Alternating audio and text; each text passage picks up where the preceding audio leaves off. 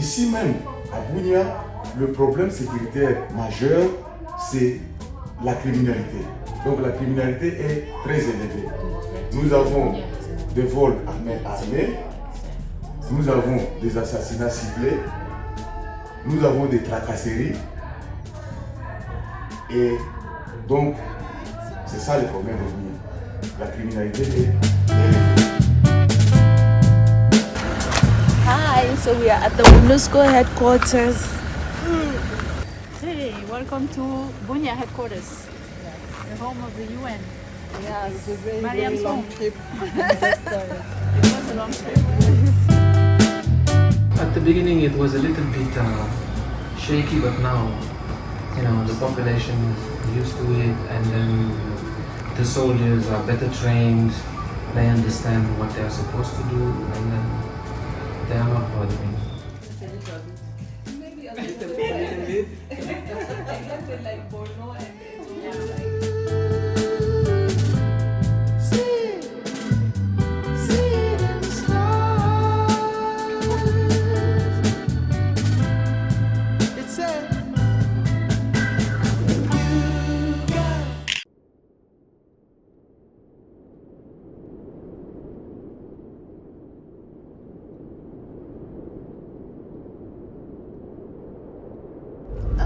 So today we're leading a workshop on healing through poetry, where we basically want people to take autonomy over their voice and agency.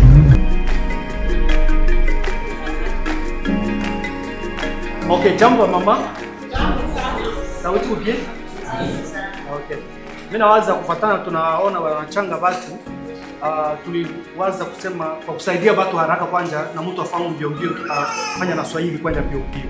Yeye kunaongea na Kiingereza, English, na mimi nawaza venyewe tunasikia Anglais kwa watu ile hapa hivi, na watu wengine hapatakuwa na problem.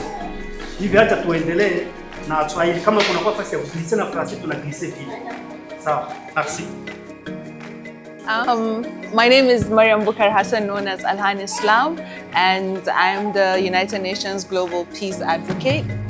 It's such an honor to be here with all you beautiful people. Thank you so much for having me, and thank you so much for agreeing to be part of this session today. The title of our session today is Healing Through Poetry. I am a poet, and I use storytelling for reflection and as a means for healing. Today I'm not here to teach poetry as a technical skill, but I am here to invite you to share your stories and be part of this session with me. Breathe in, breathe out. We're here together as a family. Na hii hapa sasa tunakuwa en famille.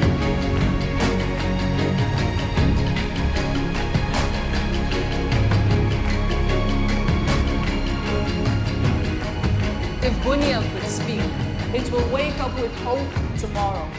It will ask to stop bleeding. It will ask to breathe peace. It will reclaim its fame of meat. O Bunia, a hospitable and resilient city. If Bunia could speak, it will say, I am the city of the courageous. I try and I stand. I am Bunia. I love peace, only peace. Please stop the conflict and let our families live decently. Oh Bunia, my town. If Bunia could speak, it will ask to come back to its former state, where it knew no hunger and receiving people from different tribes. It will ask for security so it can prosper. It will cry out to the ancestors for peace. It will ask its people for unity. Oh Bunia, my town, town of refugees now.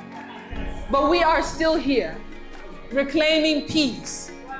We remember our fish delicacies, our cows, and sweet potato and meat delicacies. These little joys we still hold on to. We are here. If Bunia could speak, It will ask for sustainable development and infrastructure. Oh, Bunia, my town, I dream of the day when you will have an international airport. But we are still here. Bunia, your youths and women are still here, reclaiming peace and security. And one day, oh Bunia, you will return to yourself with the peace we all deserve. Written by the Hope Group. Bonjour, je suis Fallon Zola, la chef d'antenne de la coalition de femmes défenseurs des droits humains, femmes défenseurs, femmes leaders de l'Ituri.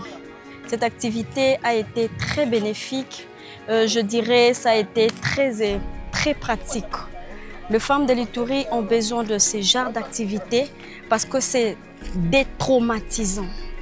Le fait juste d'écrire, le fait juste de partager en tour de rôle la peur, le souci qui nous dérange, et en faisant de ça un poème, ça soulage en fait. Our host, she's very joyful, and she helped us to speak from our heart from the beginning to the last. We had a session of the Tree of Life, where we get to share our own roots, the branches and leaves we have in our life. Thank you so much for sharing. Thank you, thank you, thank you.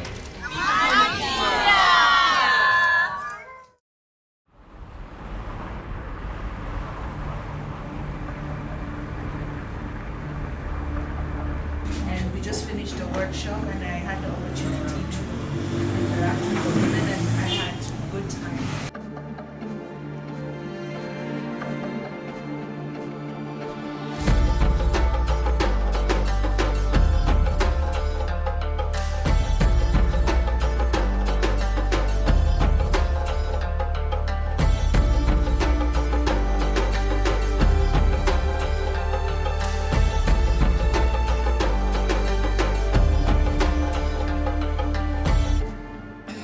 Thank you so much for having us and engaging in this discussion. It has really made me understand more stuff than just assuming. So thank you so much for allowing me ask these questions.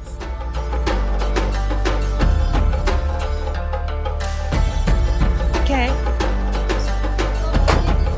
Thank you.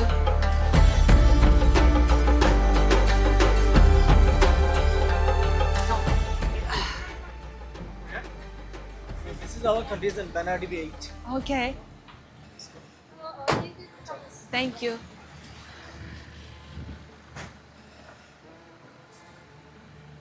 This is our office area. Okay. This is our mess area. Okay.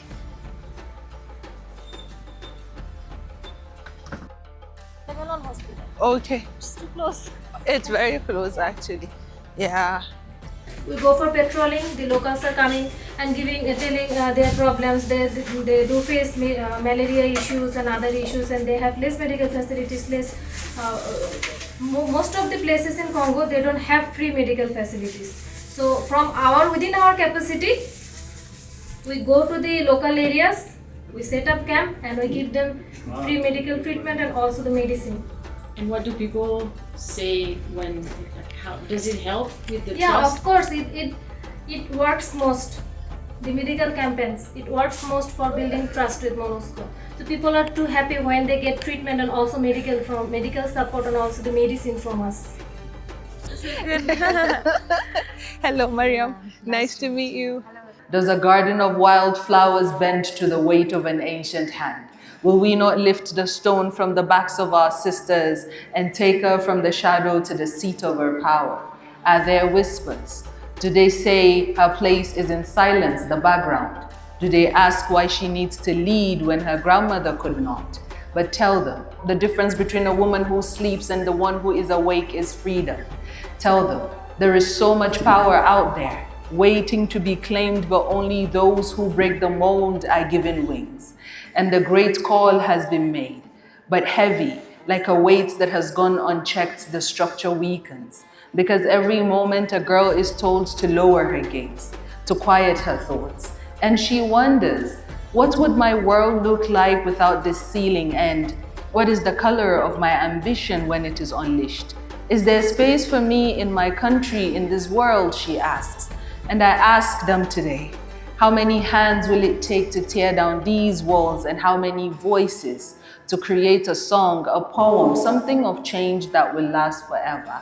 How many truths can they feel rising in their chest today, or they have to break the old patterns? Because the girl beside you holds the future like a dream, a promise waiting to be fulfilled. And this is not the time for us to look away, especially not with gallant women like yourselves here today. Thank you so much. Peace for Congo!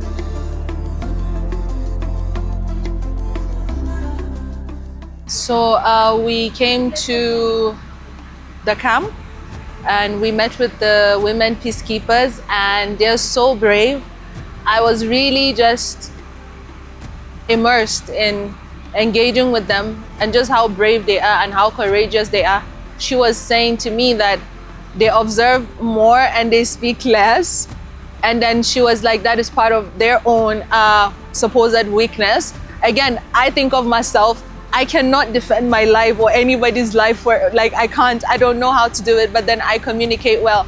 And then, you know, for me, it's like, that is how you can sort of complement each other in the work that we do, advocacy, and also the people in the front line. And just meeting the women peacekeepers just makes me feel like I can achieve anything in life. They're so brave, so graceful, so calm.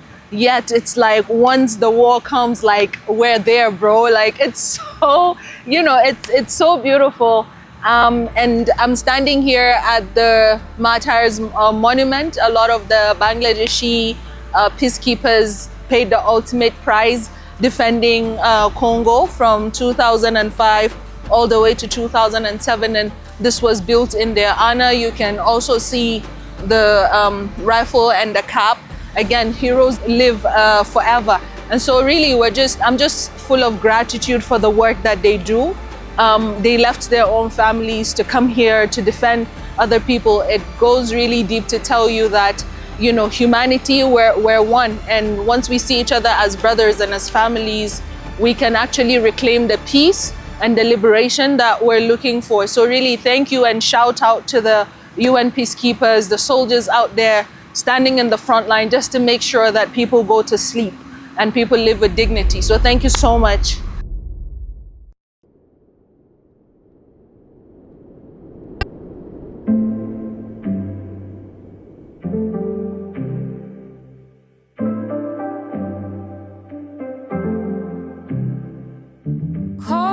Nous avons déjà commencé des consultations parce que la logique du projet GPI 2.0, ce n'est pas de travailler de manière isolée, mais c'est aussi d'appuyer des initiatives qui ont déjà commencé par les autres partenaires.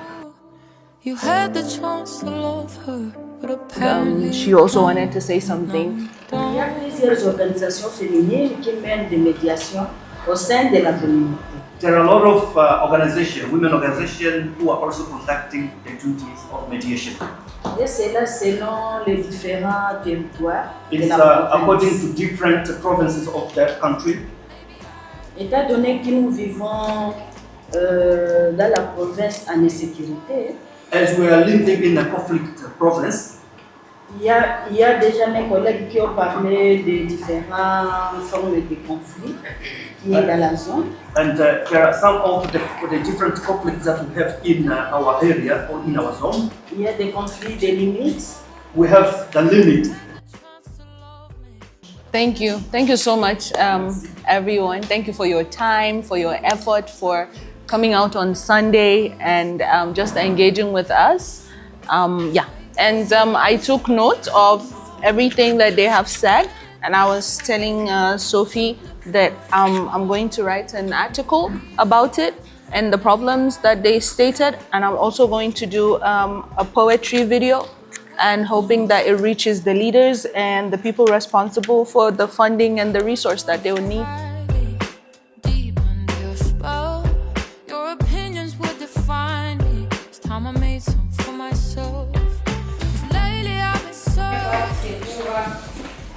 La gestion des cas, case management.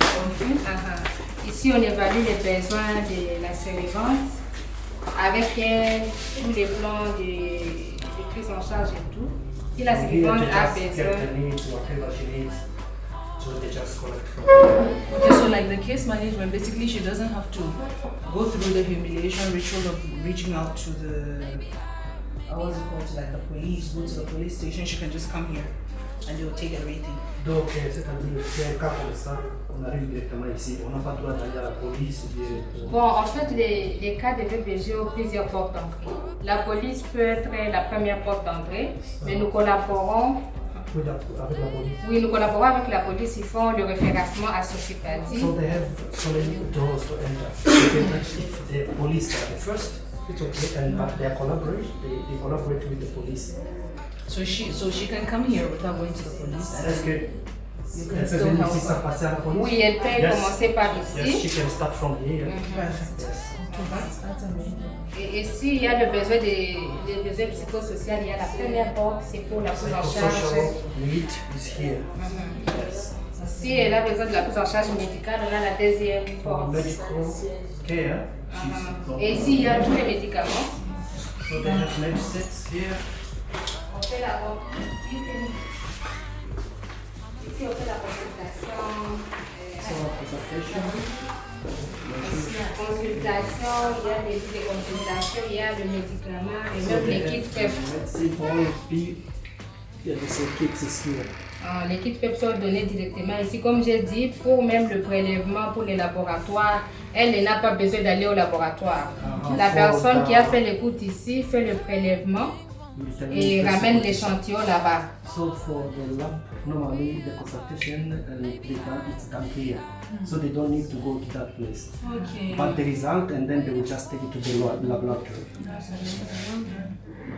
Tout est fait ici. Et on a un autre guichet pour l'accompagnement légal. On fait aussi la prise en charge juridique et judiciaire. Pour juste les bénéficiaires, ce sont les bénéficiaires. For legal also issues, they have also another block. Okay. Une porte là. It is another room. That's amazing. It's something that definitely we need in Nigeria. We don't have that. Okay, c'est ça que vraiment on a aussi des médecins pour des missions. Ils n'ont pas ça, ça c'est bien. Alors, elle voulait, on disait que vous alliez parler avec You said that you talk to one center? You said somewhere that you are to just to. Oh yes, I will. Now a mess. She was the secretary. Finally, it's time I made some for myself. 'Cause lately I've been certain there's no further. Hi! How are you? Fine. What about you? I'm okay. You okay? Yeah. Okay. Bonjour. Tout le monde va bien? Oui. Alors, bienvenue dans notre cadre d'échange. Et désolée de vous avoir invité le dimanche, mais ça valait la peine, ça vaut la peine de donner cette session. Nous sommes avec une délégation qui a voulu échanger avec le club mixte qui est composé de femmes. Le troisième élément, c'est que c'était beaucoup plus la nécessité de mutualiser les efforts entre les jeunes et les jeunes. Et il existe des outils au niveau national, aussi bien au niveau provincial, qui consacrent ces agendas par rapport à l'agenda femmes, paix, sécurité, jeunes, paix, sécurité. Ça, c'était le contexte global. Deuxième démarche que nous nous sommes fixés, c'était de voir. Nous avons profité pour réfléchir un peu sur la charte, c'est-à-dire quel serait l'outil qui peut définir le fonctionnement de ces clubs mixtes jeunes femmes. Parce que par rapport à la gouvernance de cette structure, il peut y avoir une charte. Nous avons produit un draft. Thank you so much also for your presentation and giving us a very much needed context for us to understand the work that you do. The question that I have with regards the mixed club is you talked about picking from the zones. Yeah, so would you say that the main is there like a criteria for picking those young people from those zones, or is it that when they just express interest, you take them and you train them? Merci d'abord pour cette question, j'ai beaucoup apprécié.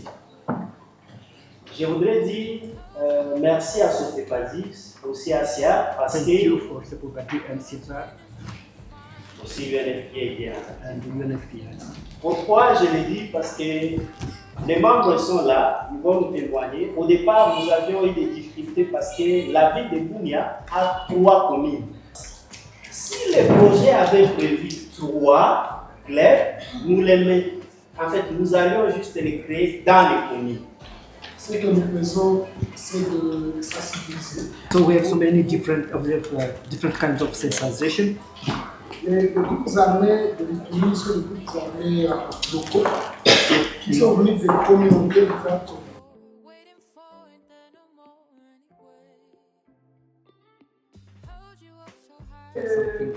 Maintenant, c'est le numérique qui dirige presque le monde. Et nous, les jeunes, nous sommes tellement avancés dans le numérique, alors que pour nos mamans, elles ont l'habitude, je ne dis pas que ce sont toutes, mais elles ont l'habitude de travailler à la semaine. Et nous, ensemble, si on conjugue les efforts ensemble, il y a des endroits où nous ne pouvons pas arriver à tant que pour faire des sensibilisations. Donc elle utilise sa voix, les réseaux sociaux pour vraiment véhiculer des messages de paix. Dans son pays, le Nigeria, il y a aussi un contexte de conflit, mais aussi en Afrique et à travers le monde, à travers différents forats. Donc si vous avez des questions à lui poser aussi sur son expérience, qui peut être utile aussi pour vous en tant que jeune. Initially, Boko Haram took over about 15 local governments in Borno, but they reclaimed all of them like 3 years ago. After the implementation of the civilian JTF, together with the army and the air force, they took back the 15 local governments. Et on espère qu'on aura aussi beaucoup de jeunes qui seront intéressés et rejoindre la voix des autres jeunes dans le monde pour la question des paix. Alors il y a le café de 15 heures. Il y a des cafés de 15 heures qui est dehors. Les collègues sont de signaler.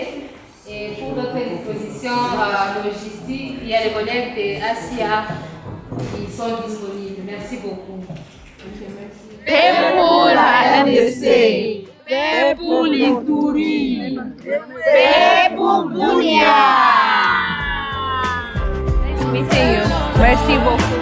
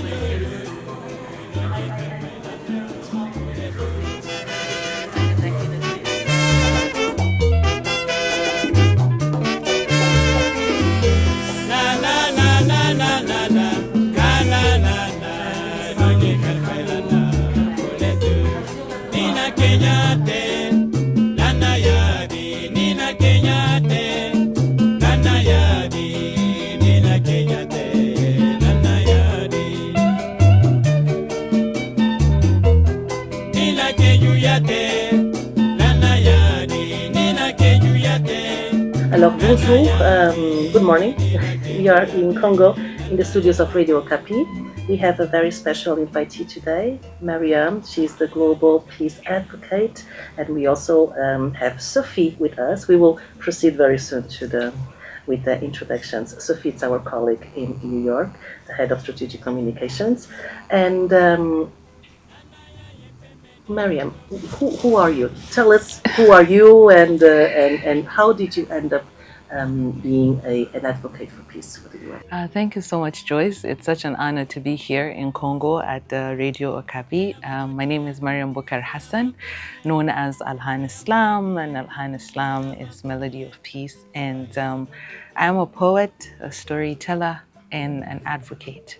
We've known each other for a long, long time. You've been here, you've been with the UN for at least a decade.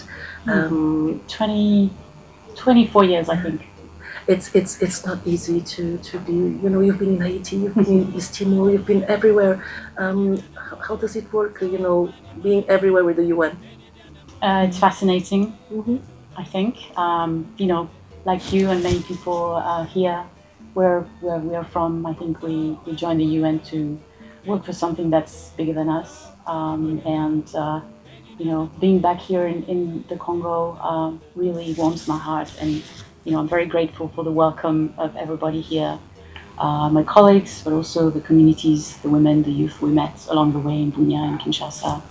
I think our work matters, but the lives that are here matter deeply, and I think that's what drives me. Obviously, the UN is a big organization. Everybody knows that, with its challenges. But the aim is still there, our objective is still there, you know, to try and do the best we can to protect, prevent, create spaces for dialogue and support and elevate voices.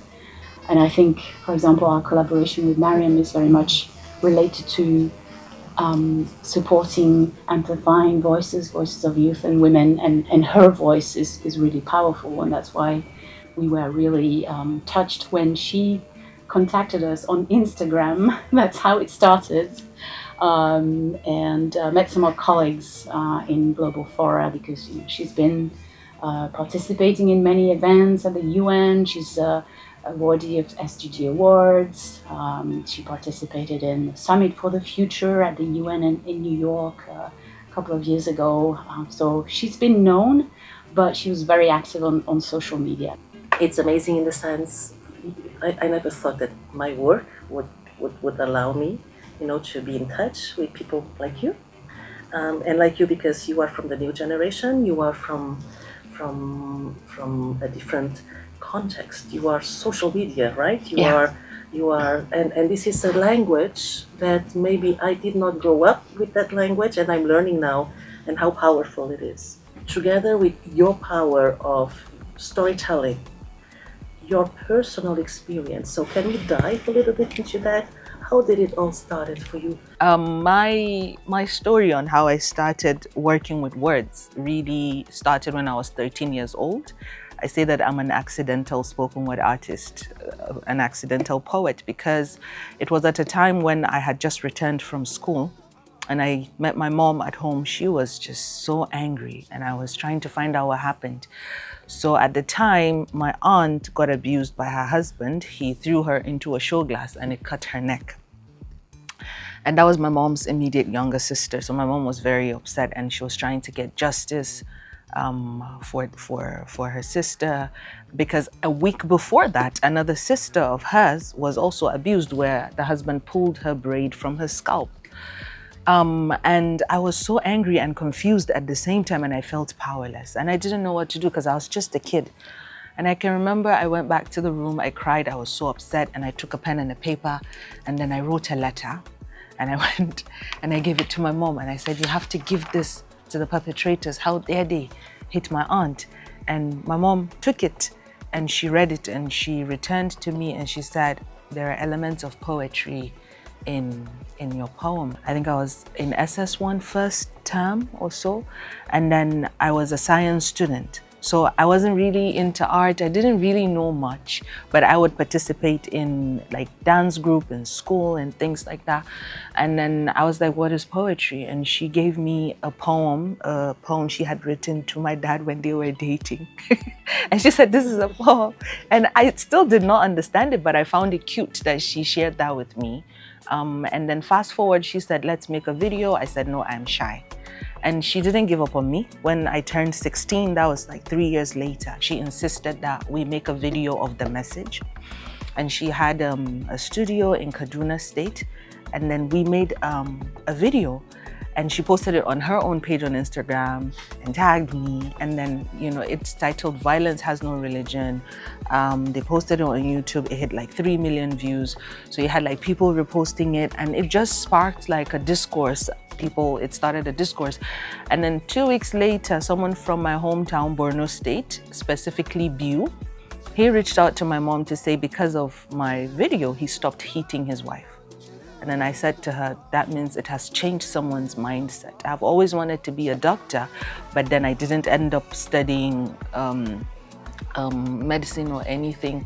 And I think later in my life, I felt like, okay, if this can change someone else's mindset, then this is something that I would want to do for the rest of my life. And perhaps I'm not meant to be a medical doctor, but I'm meant to heal the world in another manner.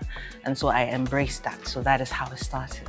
So you decided to fight with words. Yes. It's one of the things that you also mentioned. I mean, when I did the research about you on social media. Yes. And then when you say peace is a verb, yes, that's quite powerful. Yeah. And I wanted you to, before we continue, and Sophie, please feel free to you know, absolutely, just step in. I was wondering if domestic violence, obviously not just domestic violence, but it's a huge issue in the Democratic Republic of the Congo. But there is also a lot of people, a lot of young girls, a lot of young boys as well, and young people, men and women, that are trying to make a change, make a difference. How can they do? What can they do? They start in their community, they start big, they start in social media. I'm saying because, you know, there's a lot of effort. Right.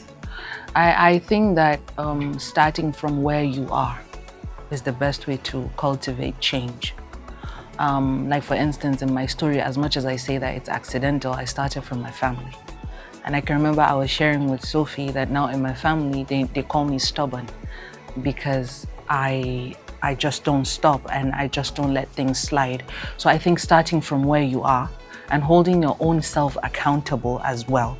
Because if you want the change to be sustainable, you must also deal with your own soul or your own voice that might make you do something that is contrary to what you're preaching. So as a young person, the first step is looking within yourself and holding yourself accountable for the things that you also want other people to stop or to do. And then you move and you start with your community. And you can start where you are, because start where you are and with what you have. Because social media now, it's made in such a way where it's almost accessible to almost everybody that can have, that has a phone, right? So you can start from where you are and you can raise your voice through the social media, and your voice will be heard. Like there is nothing too small to start. So for me, I don't advise that, oh, you know what, I'm going to wait until I get to a certain level to start. You can start where you are with what you have, and then that change is going to come through. Because when you talk about like the domestic violence, if you don't even have the phone, it can be from your community. It can be liaising with elders. It can be forming a community with other young people so that you have that force together. And then if it's maybe you don't have a phone but somebody else does, you can form a collective where there is a singular page that all of you are using that particular resource that you have to amplify your voices. So I feel like there are different ways and different channels that young people can actually take agency. And we might even say that you don't have to study anything particular. You just have to talk to your own conscience and observe what's going on. Yeah. Sophie, I was going to ask you if how many goodwill ambassadors, how many advocates can we have, and how does it the results of this work? Well, Mariam joined us as our actually UN Peace and Security Pillar's first ever UN Global Advocate for Peace. So it's the first time that the UN actually partners with a person on amplifying messages of peace that are related to peacekeeping contexts. So for us, that's something that's quite new. There are, goodwill ambassadors for education, food security, mine action, etc. But this was really the first time that we partnered with someone on this broad issue, because peace is connected to everything, right? Abstract to a certain point as yeah, well, exactly. Right? And so maybe that's why, because it's so abstract, that it was not a given. For us, it's been a wonderful partnership, which, as I said, started in July with engagements on social media, creation. The first collaboration we had with Mariam was in New York. There was this a music festival called Summer Stage, which is open to everyone in the city of New York. It's free, and there was actually a special African diaspora night with artists such as Femi Kuti from Mariam's country of Nigeria and others. She opened the night with a really powerful spoken word act, which is Pieces of Earth, which we were just mentioning. And that really, there were trills, I think, I don't know, or tears, but everybody was moved, and I think that started off the night with a really powerful message of, peace starts from your own level. Peace begins with me. Actually, we had a campaign at UN Peacekeeping on Peace Begins With Me. So Mariam really epitomizes this message. And that's how it started. And then we thought, it's important that Mariam speaks with us and helps us amplify those messages, that she gets familiarized with some of the contexts where we operate. And so that's how the idea of visiting the Democratic Republic of Congo came. And wherever she goes, she touches people. She stepped out of the helicopter in Beni, and a colleague, a Congolese colleague who works on the tarmac, recognized her because he followed her on Instagram. I was going to ask you, what are the verbs of peace? Peace is a verb, but right. Which verbs would you use? I think peace is a verb for me. What I meant by that was peace requires action, right? You cannot just talk about peace without doing. Because I also say that peace is not what you get, peace is what you fight for. Because if you do not fight for peace, then you're just leaving things to chance. And just like Sophie mentioned, it is so intertwined with so many other things, right? Because without it, then nothing can work. If we're talking about good health, good health, and that's SDG 3, I believe, good health. You cannot have that if there is no peace. For instance, just yesterday in my hometown, Borno State, there was suicide bombers that went to the teaching hospital in Borno and detonated, and then you had people that were in the hospital receiving treatment as casualties. That makes us angry. Yeah. It doesn't make us like, oh, I want to make peace with that. Exactly. So that means you have to fight for it, because when you're angry, then you have to fight to sustain something. Because I feel like all of the SDGs are not going to, even if you're making progress, you're still going to not move forward necessarily, because that progress will still be deterred by the fact that there is no peace. So if we're building new hospitals, the bombers went there, right? If we're building schools, the suicide bombers went to the schools, so the children cannot go to the school that you're building. So it's just so intertwined, and that's why I said peace is a verb. It is an action. It is an action that must be taken. In itself, it is an action word. It's not just a fancy statement that we make because we feel like when we talk about it, then it's going to happen. Well, okay, you started with a visit in Bunia. Yes. Which is quite symbolic, and it's the population in the whole, not just in Bunia, but in the whole east side, it's facing a conflict that's on and on and on. How did you find the people, the girls, the women? What was the feeling that you got? I felt an overwhelming sense of strength from them. They want to take charge of their lives. They don't want to leave anything to chance. They don't want to be seen as victims of war. They want to be agents of change in the society. And I think that is powerful. I think there's a big difference when between you being or not being, or choosing not to be a victim and taking. I mean, we all live through that. Absolutely. In whichever capacity. But how do you think, what can they do? The UN is there, everyone is there, there are trainings, there are so many things, and yet the resilience, they are still resilient, but what else can you do? I think the first thing is already what they're doing, which is the shift of not saying, you know what, I will be defined by what happened to me. Because that in itself kills the willpower to even think of what the next step is. But the fact that most of them are not thinking in that direction, and I give you an example with a lady whose story was really striking to me, who is Sifa at the Sophie Paddy clinic that we went to. She told us the story that when she's a victim of SGBV, of course, during the war. She's a patient or a nurse? So she was a patient. Yeah, and she left the East, and it took her 2 weeks to come to Bunia, and she was received by Sophie Paddy. She was treated with so much dignity and all of that. And then they also funded her education.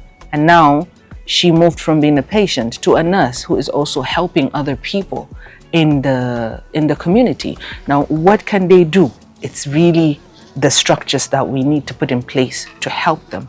Which is one, you have the person who has gone through that, for instance, and the resilience is there, and all of that is there, right?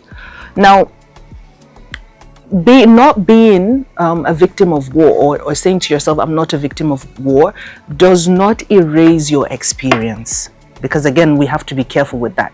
We're not saying it erases your experience. We're saying you're moving from a space of, I am what happened to me to I am not what happened to me, and this society will be rebuilt with me. That gives you a different level of strength. And then the second layer of that structure, of course, you mentioned the UN being there and other organizations being there. We need them to keep supporting organizations like Sophie Paddy, which also comes with this underlying structure of sustainable support for the victims, where with that rehabilitation structure, because in Sophie Paddy they have like a wholesome one-stop clinic where the victim does not have to go through the humiliation ritual of us going to the police station to explain what happened and not necessarily meeting. Yeah, exactly. And then everything is sorted out there, and then there is the chance for you to go to school and then come back as an agent of change. So we need those organizations to keep supporting local initiatives, women-led initiatives like this, that can be a full circle moment. That is how, the society can be rebuilt in a way that it would be sustainable and people feel a part of this process.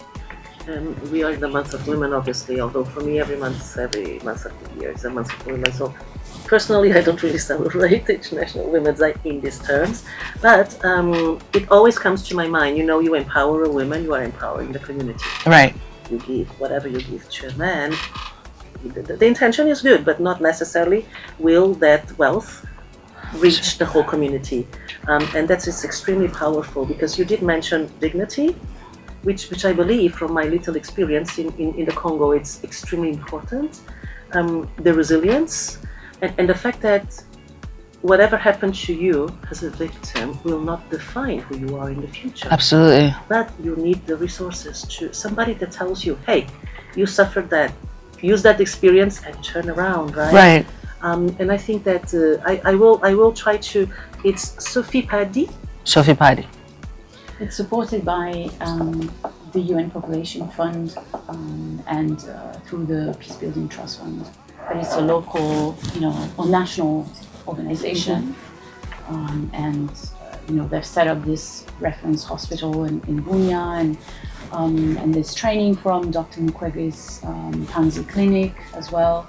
And they have, all the facets of the support, from legal support to psychosocial support, obviously screening, medical. They have an operation board. Yeah. They also have a safe space for women who are going through treatment, who can stay there and not being threatened. So it's obviously an important structure, and it's free. That's the whole thing as well. But I think so. From Mariam was saying. And from the interaction that I've witnessed in Bunia through her poetry workshop, healing through poetry, women who were participating in those workshops were really touched because they felt also heard. But these were really active in that they were writing, drawing. It was very participatory, and it felt a bit for them in their own words, as a catharsis. It was like collective therapy. And women, those mediators, peace builders, day in, day out, interact with other women who are displaced, who are going through trauma, who have lived the war and violence in their own bodies. And themselves, they also need to be heard as the women who are supporting other women, and they need support on how to deal with all the energy that they are receiving. And I think that was really interesting to witness what Mariam and them together created. The session ended with a collective poem, and each person created content, and it was beautiful to witness, and they felt heard and supported. I think I just had an idea. Well, we do have this planned. You're going to read a poem to us. But when we are talking about having the voices of these women heard, at the end of this show, during the next days, we're going to contact the women that participated in that would be workshop. so cool. And we're going to have them maybe create or reinterpret some poems or some writings that would be so nice. Recorded, and we're gonna broadcast it that would be in a special cool. program. Huh? What do you think? That's amazing. Yeah. Merci beaucoup, Mariam. Merci.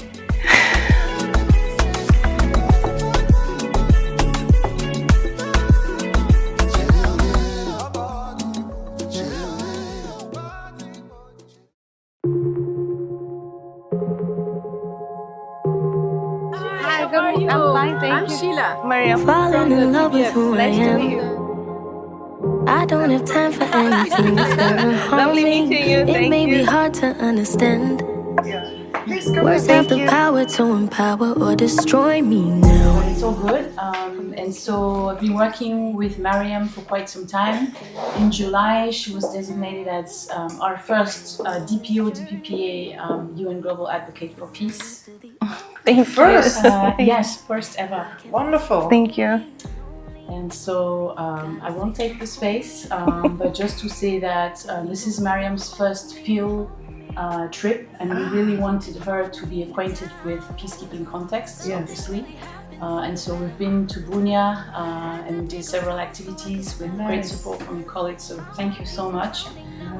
Poetry workshop. Mariam is a poet, a mentor, a youth mentor, who has really wide network of youth and women across Nigeria, Africa, and she's also known globally. She's been stalked by many people from Entebbe to Bunia to Beni, who are actually following her on Instagram. Nice. I should immediately follow you. Yes. And opened the General Assembly in September with a very striking poem for peace. And so she has been, supporting us in our efforts to advocate for peace and investing in peace. I mean, this is my first time in Congo, and when we went to Bunia, we met the women, and at first I think I was a bit nervous, thinking how would they receive the workshop, because I wanted it to be a co-created thing and not a situation where I was just leading and that was it. And it was really incredible because when we started the session, we did the Tree of Life together. They were able to also share their challenges, the little joys that they're keeping, and then we're able to also put them in groups with some of the peacekeepers, and then they had like conversations, and it almost like they didn't want it to stop because they were having this incredible exchange. And what I noticed is that it is an incredible way to foster trust between them, because now you're not just seeing them as soldiers, but people that you can relate to, and you can see the human behind the uniform. And after that, we did a co-creation of the poem, which was If Bunia Could Speak. And it was just an attempt for them to sort of reclaim their voice in terms of their aspiration for the future, for their own country and state. And it was incredible because everybody contributed a line to the poem, and then after we read it, and then now we translated it in French and in Swahili, so they can have a copy and it can be some sort of mantra for them. So it was. Copy too? Yes, and we're recording it on Radio Capi. Oh, that's great. Yeah. That's great. Yeah. No, I'm super happy that your first visit to the field was Congo.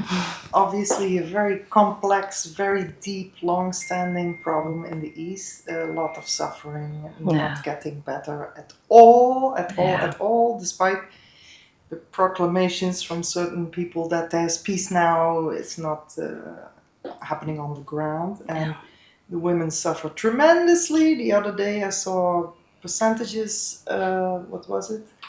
60% of all women in the East in a lifetime get raped or something. I think it's even higher than that, to be frank.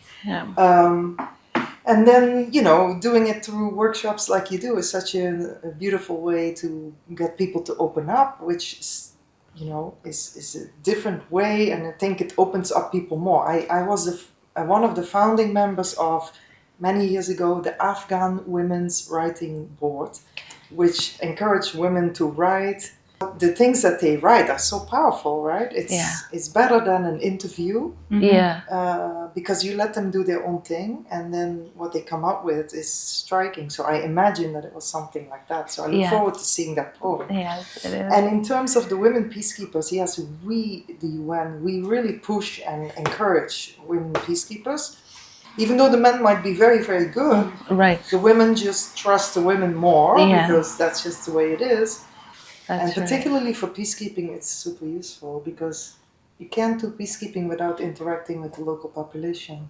You know, it's not about fighting. No. And women have a big role to play, and women peacekeepers encourage that. So yeah, I'm glad that you met with them as well. Yeah, it was incredible. And I really want to see the poem. I'm so curious. Definitely. But there'll be more, because you're going to be writing something. Yes, I'm going to be writing about my experience as well, and some of the things that they said as well, and try to push that out, and just push it out online and tag the necessary policymakers to see it.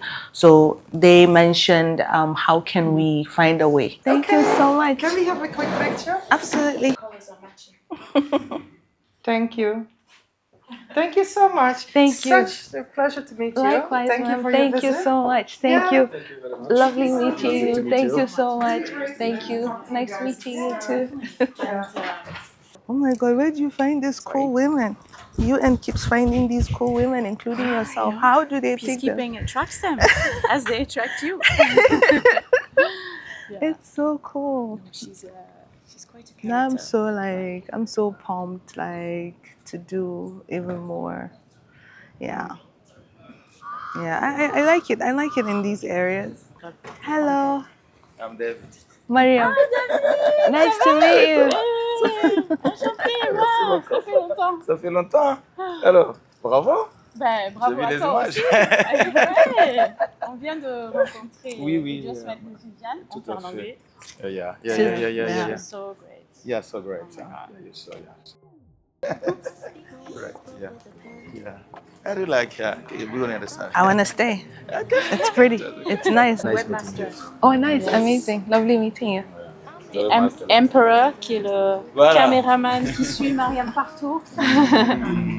Lech deals, he works on misinformation, disinformation. Oh, wow, so well he done. tracks, reports. Yeah. That's a lot of work. Very important. Yeah. Yeah. Well done. And there's a lot of it.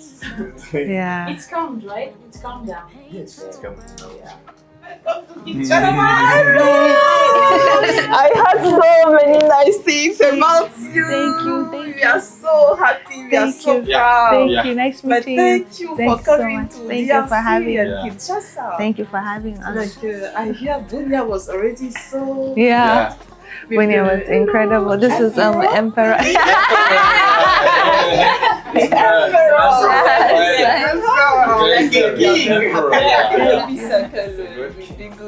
Yes, I'm excited. I'm excited about it. Lovely meeting you. Merci. We start. This is a great team. She wanna dance too. She wants to dance. Like in Bunia. In Bunia.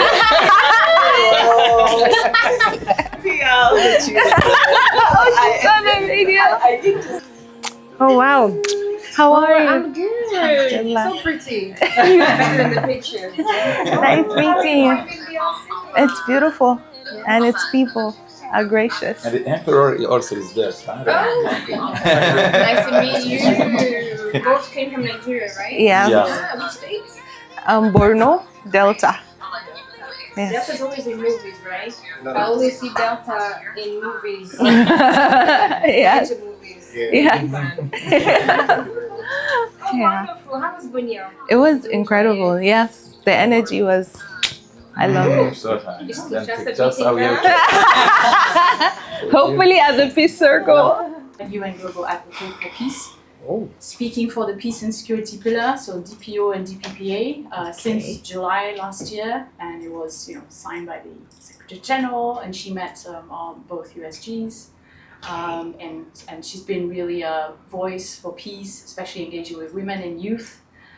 She's also very interested in hearing about your work in the security sector and rule of law, not only from a perspective as someone who witnesses the situation including in northern Nigeria, but really working with us, partnering on advocating for investing in peace, everything that peacekeeping does. And she also met with women peacekeepers.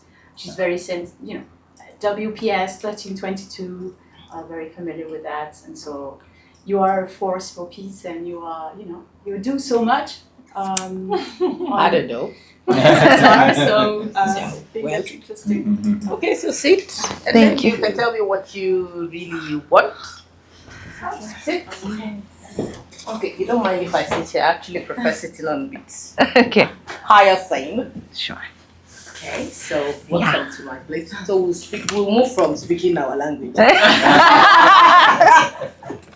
Yes, yes. Thank you so much for having us. And yeah, I've heard so much about you, and also and it's incredible. And I just want to know what piqued your interest to do the work that you do. That's a very tough question. Because I've been in this for a very long time. Wow. Since 2001. Hmm. So why have I stayed back here? I love where I'm working. I love working in the security sector, but I also have an interest in how African women are involved in doing this business of peacekeeping. Naje na dawo, kalla abin da na kawo, babban babba akwati, na dawo da sako, akwai babbanci, kalla abin da na ci. Session française qui sera animée par Madame et dont Semé, qui est déjà installée. Et la deuxième sera animée par Madame Myriam qui est là et à son temps on va aussi vous montrer. Et nous avons aussi des collègues qui assurent l'interprétation dans la cabine. Nous avons les collègues Lévi ainsi que les collègues et Apollinaire. Voici les mots d'introduction à cette session. Mesdames et messieurs, chers collègues du système des Nations Unies, distingués invités en vos titres et qualités respectifs, chers participants, chères participantes, bonjour. Nous sommes très heureux ce mardi 17 mars 2026 de vous recevoir dans ces beaux cadres de la salle de conférence Stanhope, située dans le site ITEX de la MONUSCO, pour participer à ce cercle de paix, ou bien en anglais Peace Cycle.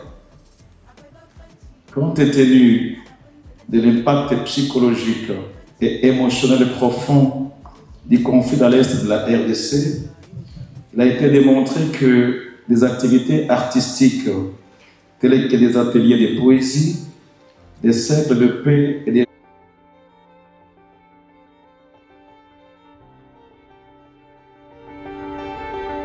My name is Mariam Bukar Hassan, and I'm a poet, a storyteller, and I'm also the founder of True My Voice, an initiative where we build the digital advocacy capacity of young storytellers. And I am the UN Global Peace Advocate. It's such an honor to be here in Congo, my first time. The people of Congo are very welcoming, very hospitable, and very beautiful people with incredible strength. Thank you so much for having me. How do you think we can shift the global narrative as women from being victims of war, or rather being seen as victims of war? C'est de savoir comment pourrons-nous faire évaluer les discours mondiaux pour que les femmes ne soient pas considérées comme victimes de la guerre, mais artisanes de paix. Alors, souvent, encore M23. À chaque moment, on passait dans des situations comme ça, c'est si on était touchés, mais je voyais comment des femmes se relevaient.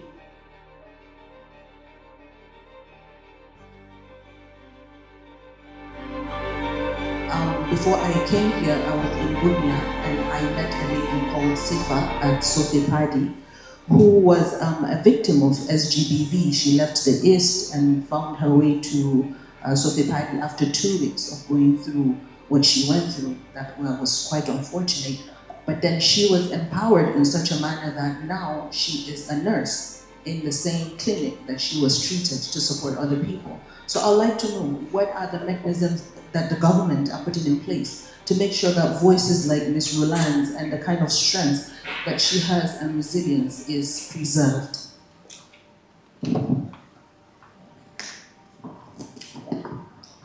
Merci beaucoup pour la question. Bon, je veux quand même répondre, mais ce n'était pas la question qu'on nous avait envoyée pour répondre à l'activité, mais je peux répondre moi-même. Bon, c'est que le bureau, la coordination de Madame Chantal Moulop, met en place en cas de femmes qui ont plainte de viol, qui peuvent appeler, et l'appel est gratuit. Et il y a de gens bien équipés qui vont leur prendre en charge, qui ne vont même pas dénoncer la personne qui a appelé ou le lieu. Et il y a une suite de poursuites qui s'est fait pour prendre en charge. Cette approche reflète les piliers essentiels du programme FPS: participation, protection, prévention et sécurité, tels qu'ils sont définis dans notre plan d'action national du Royaume-Uni. Pourtant, trop souvent, le leadership et les réalités vécues par les femmes en première ligne d'efforts de paix restent sous-rapportées, sous-reconnues et sous-soutenues. Ça a permis aux médias de retranscrire une compréhension plus profonde de ces conflits auprès des publics britanniques. Ces plateformes font plus compliquer des histoires individuelles. Elles transforment les récits, remettent en question les stéréotypes nocifs et influencent les politiques publiques.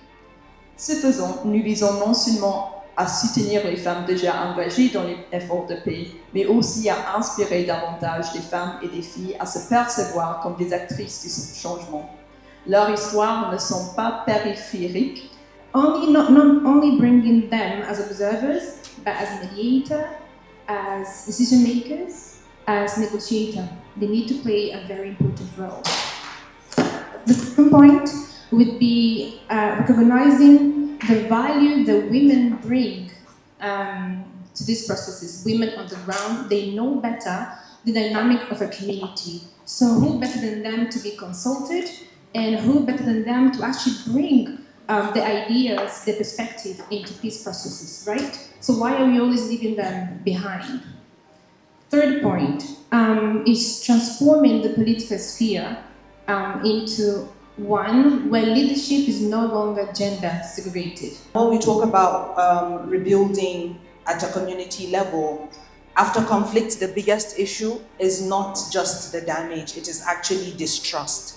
And men often re-enter the spaces through politics or security structures, but women, they tend to rebuild through relationships and daily interaction. So how this sustains peace is they organize markets and savings group where former enemies can actually interact again. They create neutral spaces where dialogue happens informally, and they normalize coexistence before formal reconciliation even begins. And we see an example with Liberia after the Civil War. Women from different factions began trading together in markets again. And it might sound small, but it actually forced daily cooperation.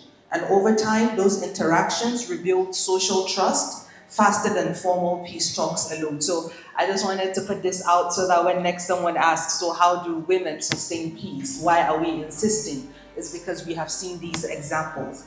Ms. Margaret, she spoke about mental strength for women and how it is important. And then that brings me to the poem that we did co-write and why that exercise for me was so important to do the healing through poetry exercise. Because really at the core of it, at the core of the resilience and all of that, what women really also need is that their mental strength is catered for, but in such a manner where they have the agency and autonomy to co-create their own story.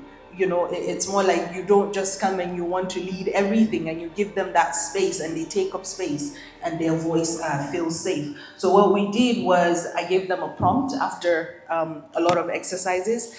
Towards the end, I gave them a prompt, and it was if Bunia could speak. And that became the title of our poem. And every single person in the room contributed a line. And then at the end of it, we recited that, and then we have it in Swahili and French as well, and it became like a mantra for them. So I would like to recite this poem that was co-written by the people of Bunia.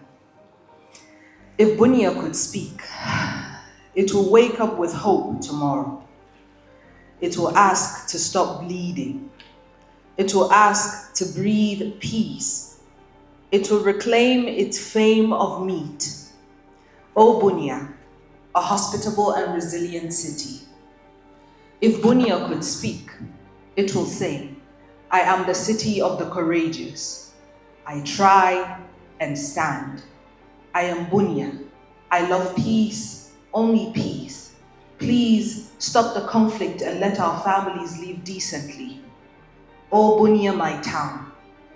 If Bunia could speak, it will ask to come back to its former state, where it knew no hunger, only grace of receiving people from different tribes, living in peace, void of war. If Bunia could speak, it will ask for security so it can prosper. It will cry out to its ancestors for peace. It will ask its people for unity.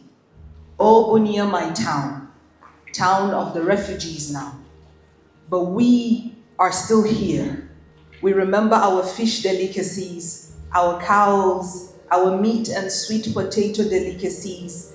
These little joys we still hold on to. We are still here. If Bunia could speak, it will ask for sustainable development and infrastructure. O Bunia, my town, I pray for the day when you will have an international airport. But we are still here. Bunia, your youths and women are still here, reclaiming peace and security. And one day, O Bunia, you will return to yourself with the peace we all deserve. Thank you so much for listening.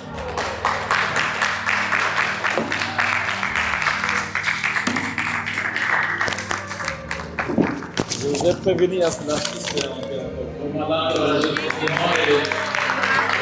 c'est Bunia et c'est une modalité de réalité et qui vous était touchée.